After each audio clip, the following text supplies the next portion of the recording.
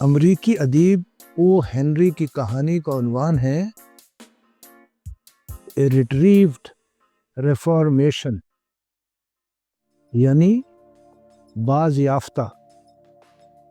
اسے آسان اردو میں انوکھا امتحان کہا جا سکتا ہے۔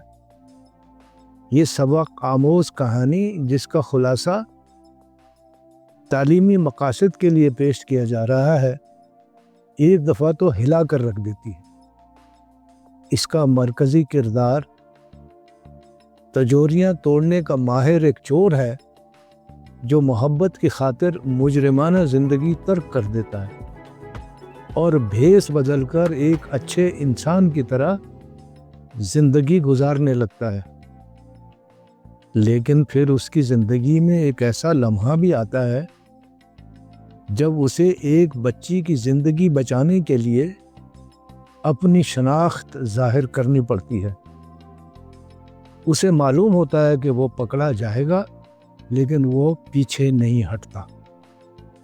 جمی ویلنٹائن تجوریاں توڑنے کا ماہر تو تھا ہی، وہ جیل جانے سے بھی نہیں ڈرتا تھا۔ چنانچہ جب وہ پکڑا جاتا تو جیل سے رہا ہونے کے بعد پھر سے چوریاں شروع کر دیتا۔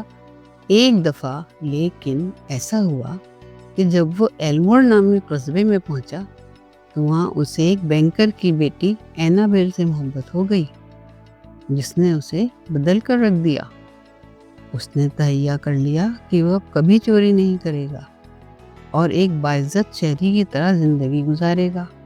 اس نے اپنا نام جمی سے بدل کر رالف اسپینسر رکھ لیا اور کاروبار شروع کر دیا۔ دیکھتے ہی دیکھتے وہ ایک معزز شہری بن گیا اور اینابیل سے اس کی منگنی ہو گئی۔ ایک دن ایسا ہوا کہ قصبے میں واقع ایک بینک میں ایک نئی اور جدید تجوری کی نمائش کی جا رہی تھی کہ اچانک ایک چھوٹی بچی اس تجوری میں داخل ہو گئی اور اس نے تجوری کو اندر سے بند کر لیا، جس کے بعد اسے باہر سے کھولنا بھی ممکن نہیں رہا۔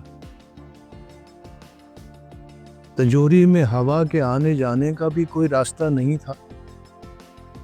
ان حالات میں بچی زیادہ دیر زندہ نہیں رہ سکتی تھی۔ یہ خبر جنگل کی آگ کی طرح قصبے میں پھیل گئی۔ جمی کو پتہ چلا تو وہ بچی کی زندگی بچانے کے لیے بے چین ہو گیا۔ وہ تجوری کھولنے کا ہنر جانتا تھا، لیکن اسے یہ بھی پتا تھا کہ اگر اس نے اپنی مہارت دکھائی تو لوگ پہچان جائیں گے اور وہ پکڑا جائے گا۔ اس کے باوجود اس کا ضمیر نہیں مانا اور اپنے اوزار لے کر وہ بینک پہنچ گیا، جہاں اس نے چند منٹوں میں تجوری کو توڑ کر بچی کو نکال لیا۔ وہاں اتفاق سے پولیس افسر بین پرائس بھی موجود تھا، جو ایک عرصے سے جمی کی تلاش میں تھا۔ جمی بھی اسے جانتا تھا، چنانچہ اسے یقین ہو گیا کہ اب وہ کسی صورت نہیں بچ سکے گا۔ یہ سوچ کر اس نے خود ہی اپنے آپ کو گرفتاری کے لیے پیش کر دیا۔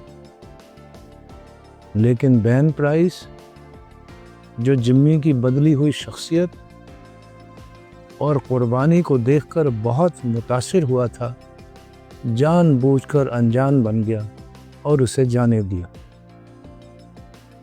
جمی کی نیکی بالآخر اس کے کام آ گئی تھی۔